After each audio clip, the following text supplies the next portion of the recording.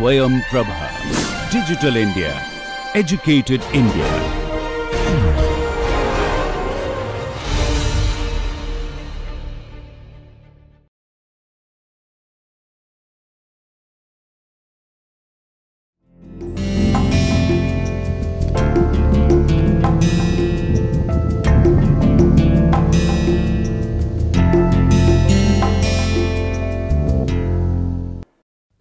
So, in this lecture we are going to look at the interface between public and science.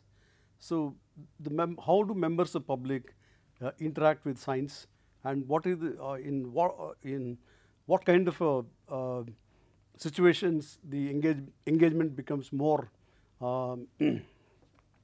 deeper and intensive and more deeper and intense. We will see in some instances how this kind of engagement becomes more deeper and intense. See, in our country,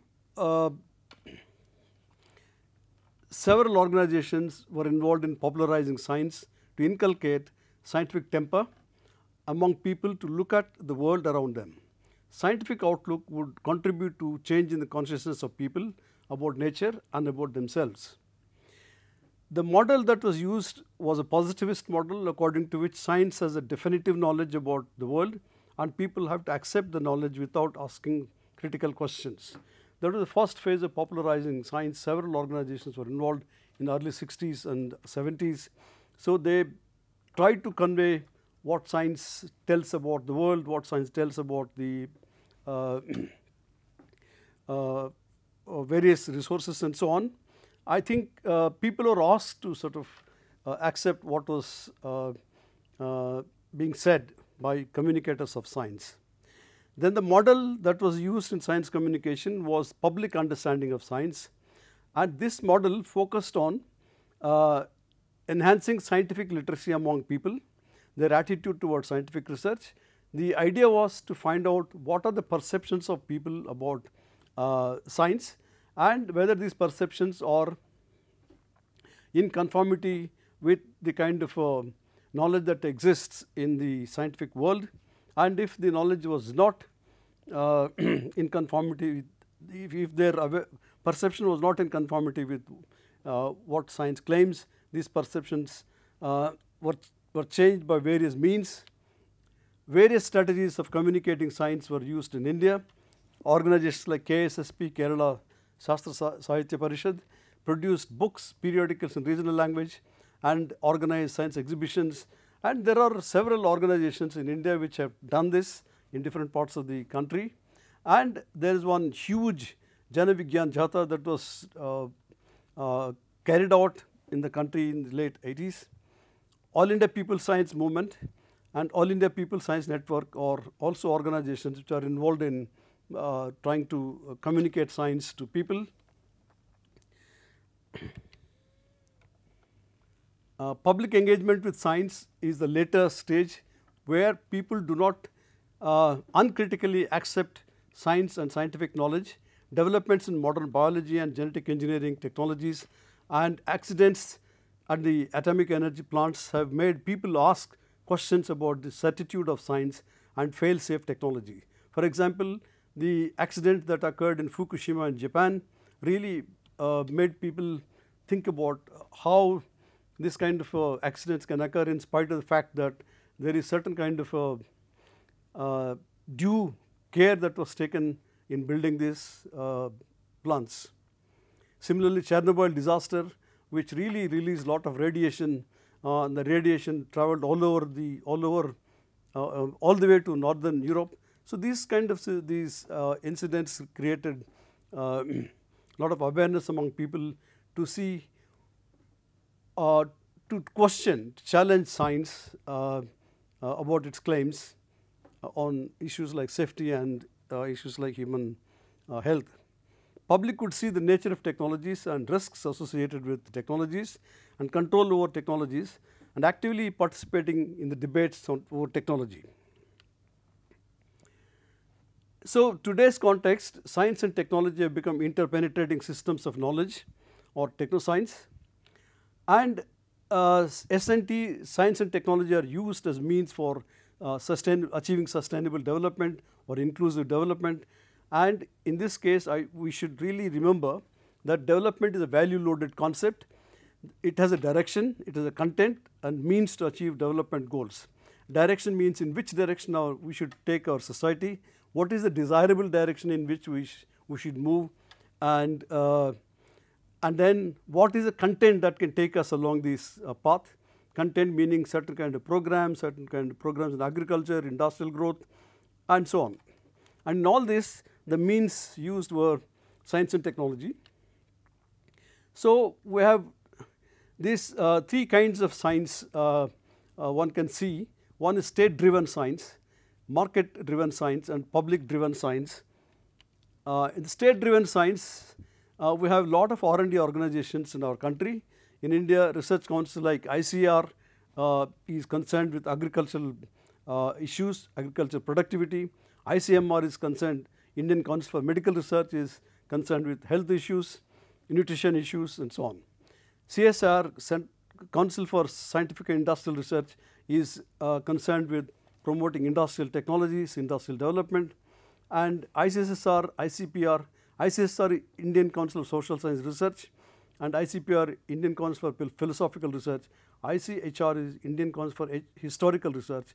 These are some of the councils that we have. And especially after India became independent, Jawaharlal Nehru, under his leadership, Jawaharlal Nehru said the future belongs to those who make friendship with science, and he said science can really take our country forward in achieving rapid economic development after the devastating colonial rule. So this policy was announced in 1958, which recognized the importance of science and technology in achieving cultural transformation and economic transformation of the country. Then we have this technology policy statement in 1983, which also talked about improving technologies, and also talked of the idea that there should be mass production and also production by masses. Then 2000 policy, science and technology policy 2000 integrated both science and technology. They saw that they cannot be separated, and 2013 policy, science, technology and innovation policy, really wanted to encourage science and technology to produce innovations, encourage organizations to produce innovations, because in the context of WTO provisions on IPRs, we must produce novelties. And earlier in 1950s and 60s, what we did was we imported technologies, and later we resorted to import substitution, and we also tried to produce indigenous technologies. Market-driven research as IP and consequences, especially private sector research, R&D, one can see that research and development in today's context is getting concentrated in corporate sector, private corporate sector. Knowledge production for patents or products and processes is the emphasis of this kind of R&D. To establish monopolistic control over the products, novel products and processes. And of course, this monopolistic control has consequences for access to technology, and because the products could be the price of products could be high, and then the companies also resort to planned obsolescence, in the sense that they make a product obsolete after a few years. So then again you have to go back and buy a new product. For example, this happens all the time in automobile sector. After 2 or 3 years, the models of the cars are replaced by new models, and old models you will not get spare parts, and you have to sort of either buy a new one or give up the cars. So this obsolescence is deliberately brought into the industrial production by the private corporations, and there are issues like safety for human beings and environment, and now people are talking about public-private partnership, and this public-private partnership is supposed to provide some synergy between public sector and private sector for achieving results, but actually this kind of collaboration has to be done on mutually agreed terms and credit sharing, regarding credit sharing, regarding revenue sharing and so on. And this is very important to incorporate this in the memorandum of agreement that is entered into between private sector organizations and public sector organizations. We have to regulate regulation to minimize risk to human beings and environment. The product that is produced should be safe for human beings and environment. And we have really started some ventures in public-private partnership. But I would like to mention here, we also should have a public-public partnership. In India, public institutions built up enormous infrastructure over the years and human resources. They work in silos. It means they do not interact with each other. No significant collaboration among them one observes. So there is a need to bring them together to produce new products, processes, and there is a need to exhaust this potential of this partnership, public-public partnership, before canvassing for public-private partnership. So we will have to pay special attention to bring all the public sector and R&D establishments, the universities, industries, and so on. They should be asked to industry, research laboratories. They should come together to produce novel products and novel processes. Then there is this society-driven science, which is based on the demand of people. People demand certain kinds of solutions for problems, and that also has to be taken into account by the R&D organizations. And so farmers can say that they can always propose, they can always articulate the problems they face in agriculture, the kind of problems artisans are faced with, and this should be converted into researchable problems, and the R&D organizations must carry out research to provide solutions for these problems. Then public engagement also today is increasing because we have issues like food security. The population of India is more than 1 billion, and food security must be provided for all the people. Food security means food in adequate quantity, quality should be available for everybody throughout the year. Energy security, we also have this problem of increasing. We depend on fossil fuels to generate electricity. That must change. We must change over to green energy or like solar energy. Water is going to be a serious problem. All cities are faced with water supply problems. People don't get adequate quantity of water per capita in all the cities. So these are the important questions that our science and technology should address. And of course, healthcare is an important issue now. Healthcare is increasingly becoming privatized. Healthcare providers are basically big corporate hospitals. The access, how do we access this kind of healthcare services at an affordable cost is a question. Climate change is also another important issue today. Adaptation and mitigation strategies in agriculture, public health and so on. We have to see how we can adapt to this climate change. So that's why we must look at science and technology as socially embedded forces. Social shaping of science and technology. Society must shape science and technology, and in turn science and technology will shape society. Who should shape this? It is the different stakeholders with their interests and meanings, and the science and technology must be shaped in a democratic manner so that all the stakeholders participate in shaping the technology and trying to improve technologies. National system of innovation, which means creation of innovation in any sector and in any country depends on its national system of innovation. the institutions in the country involved in creation, adoption, and diffusion of a new technology. So these are the national system of innovation consists of institutions, meaning they are organizations involved in creation, adoption, diffusion of new technology. They must be interconnected.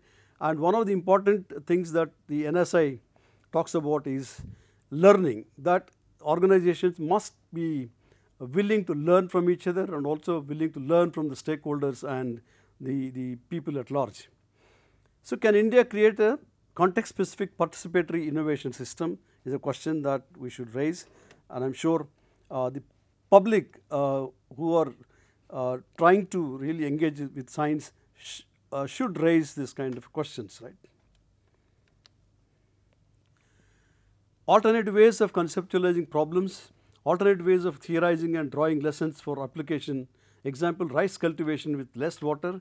The system of rice intensification is an innovation that was introduced in our country recently, which this method of cultivating rice requires less water.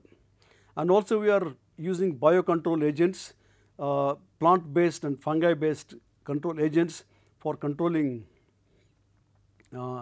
diseases among the diseases that attack the crops. So biocontrol agents, they are plant-based and fungi-based, and sometimes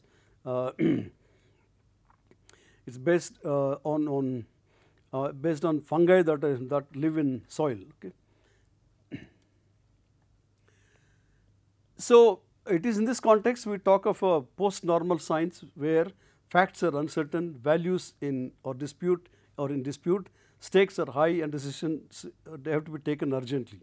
In the sense, we have to combine various elements, various kinds of issues, and then we have to take a decision given the fact that there are a lot of uncertainties, there are disputes in the values, and people have high stakes in what's going to happen about technology, what kind of technologies we are going to have.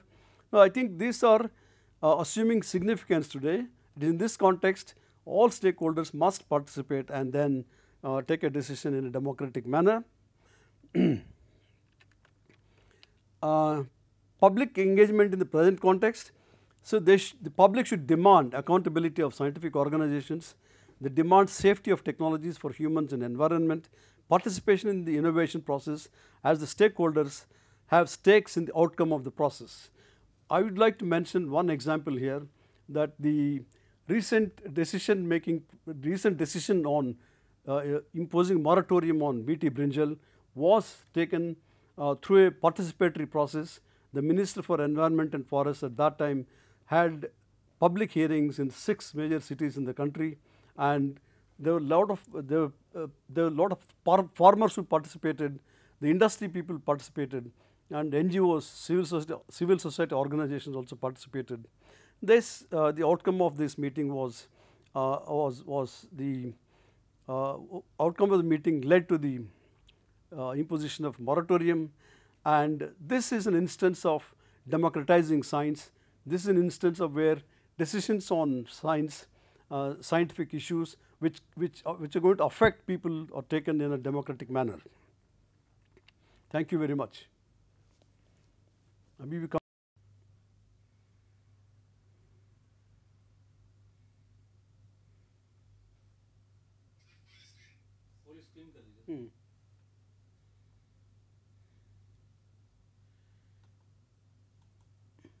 Okay.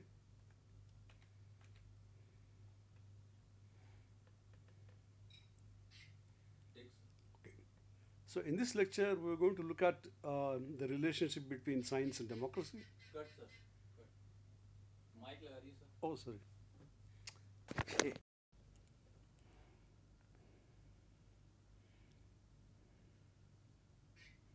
Yeah, in this lecture, we are going to look at the relationship between science and democracy, and we'll see what do we mean by democracy, what do we mean by science, what is the kind of democracy that prevails in the internal world of science, and what happens when science starts interacting with wider society. We will see exactly these processes of interaction between the two. See, science and democracy, if you look at the literature on this relation between science and democracy, and we will see that there has always been a tension between science and democracy historically, because the scientists would look at the kind of issues differently, and citizens at large in a democratic society, they look at things perhaps with a different frame of look at things with a different frame of reference, and that's the kind of tension that goes on between science and democracy. See, we are used to this description of science. It was provided by the philosophers that science is the world of facts and democracy is the world of values. See, the positivist account of science argues that science is rational, value-free and universal, atemporal and invariant system of knowledge, and there is no place for values in science, in the sense that basically scientific knowledge is rational and it is universal. Wherever you go, the same kind of knowledge prevails, and it is also across time it is going to be valid, and across context it is going to be valid. So that is what, whereas science is in that sense it is universalistic in nature, whereas values can differ across societies over time in societies. So that is why people say there is no place for values in science. The logical positivists argue that we cannot deduce what ought to be from a description of what is. According to them, science gives a description of the world, and science provides explanations about how the different phenomena are related, but this description, from this description we cannot deduce or we cannot derive what ought to be the situation. The term what ought to be means what is desirable or undesirable. That is, by describing the natural phenomena and by describing various kinds of events in nature and so on, we cannot, scientists say we cannot deduce from this kind of description as what is the desirable state of affairs, right, in the world. So this is the tension, because the positivists did not admit that values have a place in science. This of course has been challenged by many philosophers later on, and the positivists who say that values and facts are dichotomous, they are distinct, they are not going to interact. This is challenged by a lot of people who said that if somebody says that his action is value free, that means he is not able to admit, he is not admitting his own values. That is, values are built into whatever actions we undertake, including scientific action. In the sense, the first kind of value that guides our scientific activities is we attach value to the pursuit of knowledge. We say that pursuing knowledge has its own value, for its own sake we pursue, it is a value. So if that is the case, how can we not say that values are not part of science? At every stage in science, values guide the actions of scientists. For example, when you define standard research problems, scientific standards. So these are questions, these are issues which are based on some values. What do we mean by a standard? So what does one mean by a kind of a relevant kind of research problem?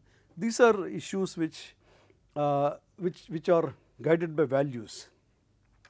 So we cannot say that values have no place in science.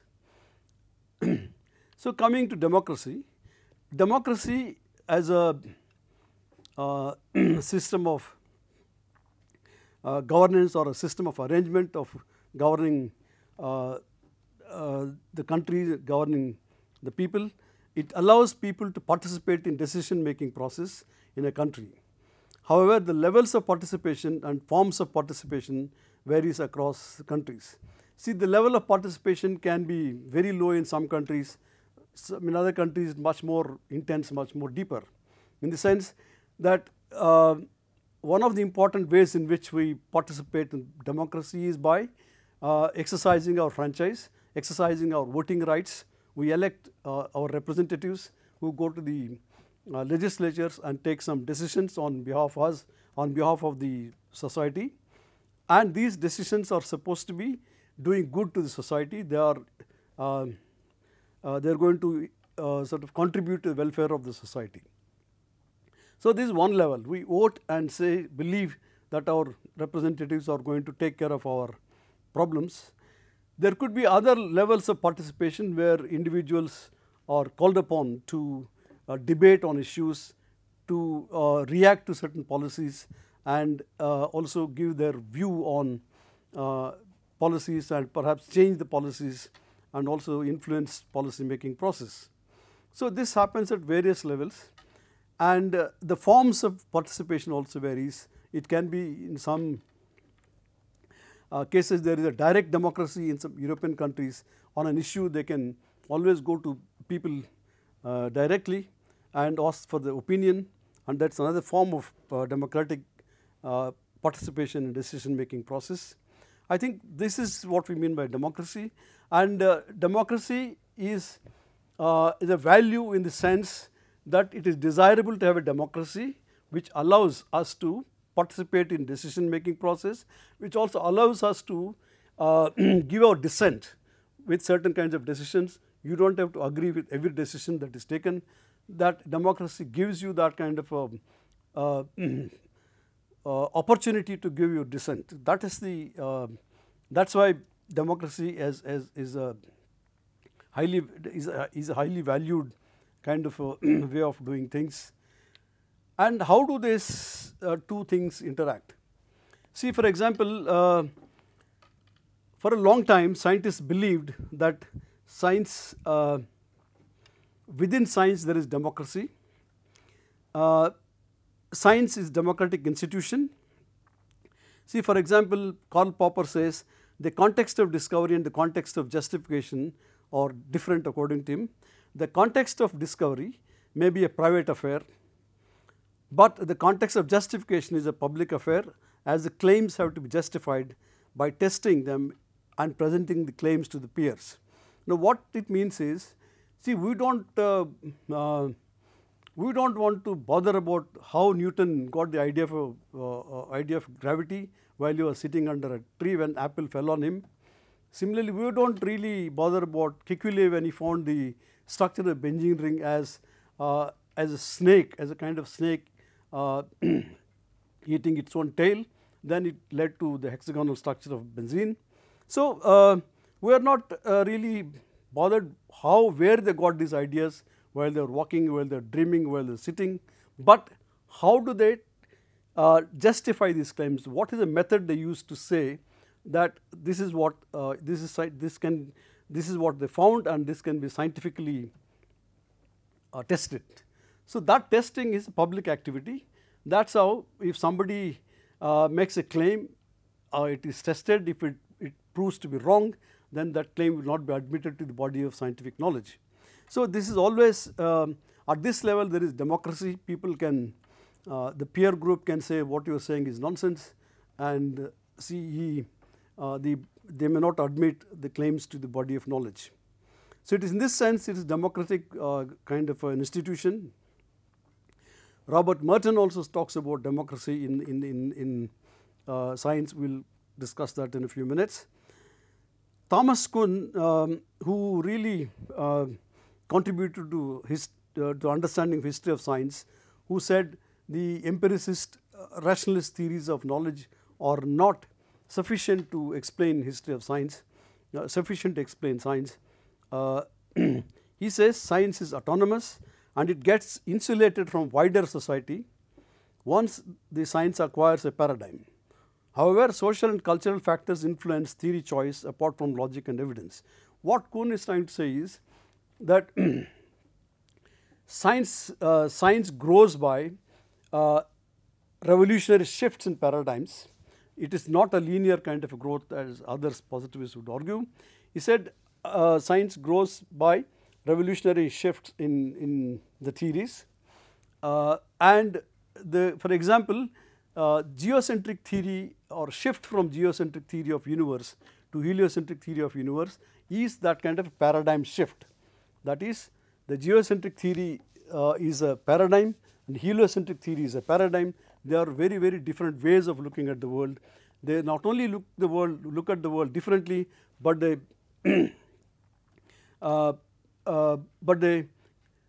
construct different worlds, but they see different worlds actually. So that is that's what Kuhn said. But however, Kuhn says that while a paradigm is being is emerging, how do people get attracted to the new paradigm, new theory? He says at this point there are social cultural factors which influence theory choice. He says that, for example, Kepler, who was a sun worshipper, for him placing sun in the center of the universe appealed to him, because his God, the sun God, is in the center of the universe. That's how he started working on this issue of planetary motions, and he found that he also traced the trajectory of these planets in terms of orbits, their orbits.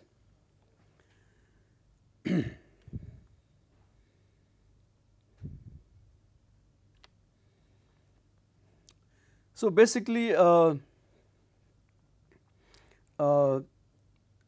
there are this kind of considerations apart from religious consideration. The issues like some people accept a new theory because it is elegant.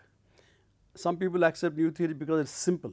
So elegance and simplicity cannot be defined objectively. They are all subjective kind of considerations, or a consideration that is common to a particular group or a community. So in that sense, they are social in nature. So apart from logic and evidence, at certain points in time in history of science, when our paradigm shifts take place, these considerations also influence people to subscribe to a particular paradigm. Robert Merton, he argues that scientific claims are evaluated on the basis of logic and evidence, and this evaluation is a public evaluation. It's a democratic affair. He argues that practitioners of science have to internalize the ethos of science, universalism, communism, disinterestedness, and organized skepticism. He also subscribed to the view that there is democracy in science. When things are presented, they are tested in public. And he said the ethos of science guide the activities of scientists in the institution of science, and the goal of that goal of the institution of science is to extend certified knowledge, which are certified by these technical criteria like logic and evidence. Universalism, all scientific claims are evaluated on the basis of logic and evidence, irrespective of the class, caste, gender, and race and nationality of the claimant. That if somebody proposes a theory, a new theory, that is evaluated on the basis of logic and evidence. It is not evaluated because that person, it is not accepted because that person is an American, European, or somebody from African country or India, right. So these are irrelevant. If a woman proposes a theory, it is tested, that theory is tested, and if it really conforms to the standards of the test, this is admitted to the body of knowledge. Or if a hypothesis is formulated by a women scientist, is placed for testing, if it tested and if it supports the data support the hypothesis, it is admitted to the body of knowledge. So it is in this sense, there is no distinction, there is no discrimination in science everybody can make scientific claims, and what matters is whether the scientific claims withstand the tests, or whether they can be whether they conform to the standards of rationality and some kind of evidence, right? Post-Kuhnian approaches indicate that scientific knowledge is socially caused. It means that there is an interface with society. The divide between the internal world of science and the external world of politics, external world, that is politics, policy making, economy and culture, is not rigid but a semi-permeable membrane. In the sense, when science, today's understanding is science is not isolated or insulated, it interacts with society on various fronts. For example, in earlier lectures we said today science has become industrialized. There is an industrial science, there is a military science. It means that the interests of industry and the interests of military are really closely linked to science, or science is closely linked to the interests and values of industry, interests and values of military, right. So, science in this interface encounters social values, justice, equality, democracy, freedom, and also the values like profit, values like efficacy and so on in industrial. Science has to sort of encounter these values of justice, equality, democracy and freedom. So, that is that means when they interact with society, the lay public can ask questions, public can interrogate science, public can say what is it going to do to society, whatever scientific research they are doing, what is it going to do to society, and they also can really suggest some ways of finding solutions. This is what we mean by democracy, that it allows people to speak up, it allows people to articulate their views without any kind of reservation or fear. So, as I said, the character of science has been changing. To say that science is value neutral is no longer tenable, as it is intimately linked to industry and military research, as these are associated values like profit, nationalism, sovereignty, I just now mentioned. So, these are all highly value loaded concepts. Scientists are called upon to advise governments in democratic countries on various issues relating to policy. That is where they have to sort of give some kind of advice which is not only scientific but also is acceptable to people. That notion of acceptability means that there are several interests that operate, several considerations go into making a particular kind of solution acceptable to policymakers, acceptable to people at large. So, this is where values enter into the advice. So, scientific advice can never be purely scientific. It should take into account the values that certain values relating to what is desirable solution and what is undesirable solution in a particular context. So, scientists are called upon to interact with policymakers, basically to provide some inputs into policy making, and these inputs of course will be evaluated by the policymakers in terms of the acceptability of these kind of solutions by the public at large, because all choices that we make are based on some political decisions, and these political decisions may be challenged by people. Moreover, as science is supported by public funds and accorded legitimacy by the society expects in return certain inputs, benefits or advice from science for policy making and also dealing with solutions, dealing with problems like health, sanitation and so on, various kind of issues that people are faced with. So, science in its interface with society interacts with interest structures, as I said, industrial science, military science, which are based on values like profit, safety, national interests and so on. So, I think these are all we cannot say today science is an autonomous activity, but when it operates in a societal context, the democratic societies can raise questions about science, can raise questions about the kind of solutions that are provided by science and technology.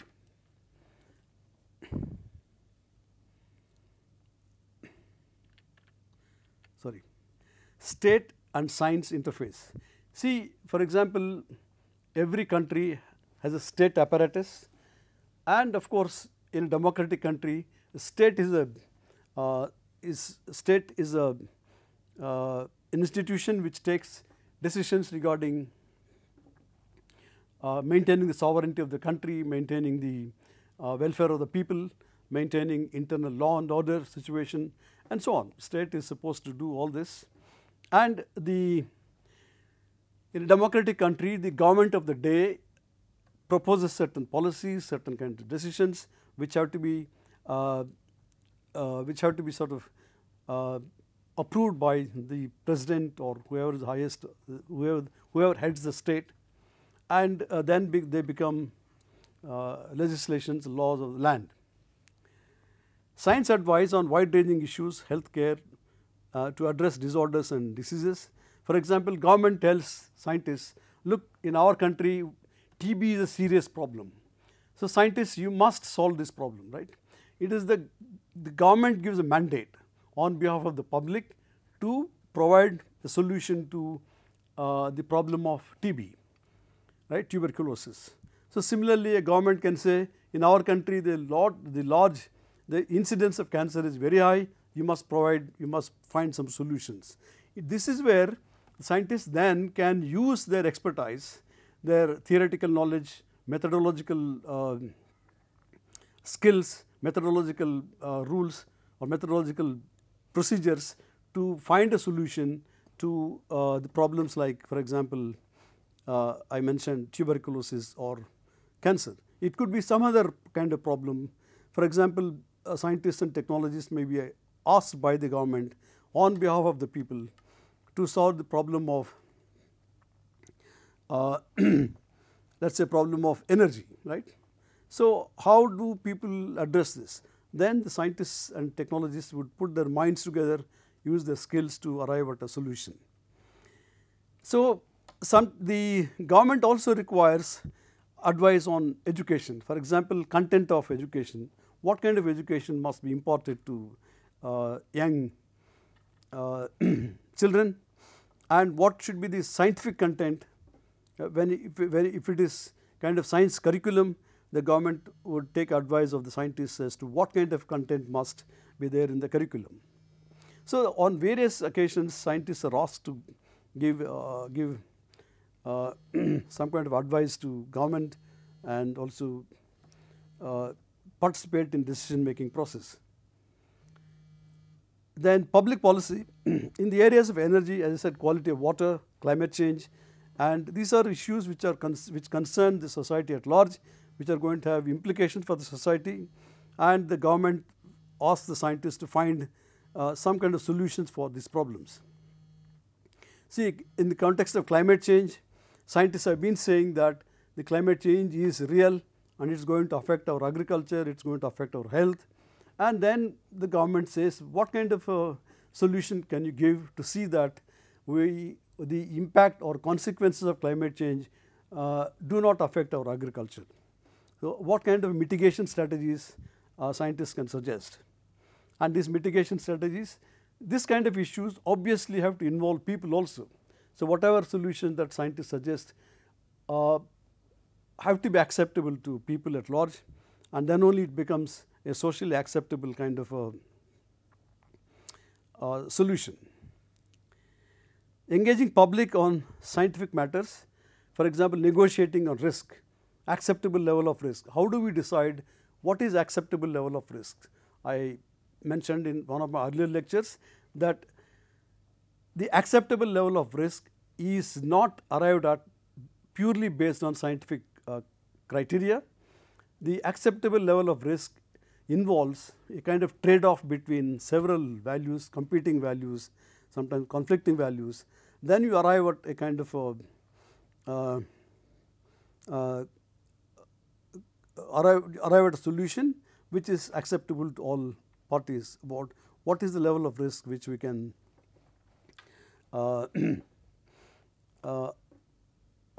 accept, right. One should say that ideally zero risk. Of course, certain cases we cannot eliminate risk totally, but certain the risk should be at a level which does not cause harm to us, does not cause harm to our health and environment. So, I think it is at that level we should accept the risks. So, there is this lay people, lay public, like scientists are supposed to be experts. They know that they have the knowledge about natural phenomena, they have the knowledge about how phenomena are related, and public, the lay public means they do not have this kind of knowledge. They may have some empirical knowledge, but they may not have a theoretical knowledge like as scientists have. So, it is in this context science becomes an ideology or a truth. It says scientists are, we have the truth, you have to accept it. It says I have the truth and you got to accept it. This is one way of putting across telling people that they have got to accept what the scientists say. Lay public's practical or traditional knowledge is seen as unscientific and erroneous by scientists, and we should recognize the lay people's knowledge accumulated over the years. It is the first step in democratization of science. So, scientists cannot afford to ignore the practical knowledge that people have accumulated over the years. The knowledge based on empirical observations cannot be dismissed of easily. Evaluation of each other's knowledge, that is understanding the other. When scientists say that lay public's knowledge is limited or erroneous, the public also can say the scientist's knowledge is scientific knowledge and the solutions provided are not relevant to the context in which they are suggesting these solutions. So, there is this kind of a debate that goes on, this kind of engagement that goes on, and it is when science becomes science allows the public to question science, then it becomes far more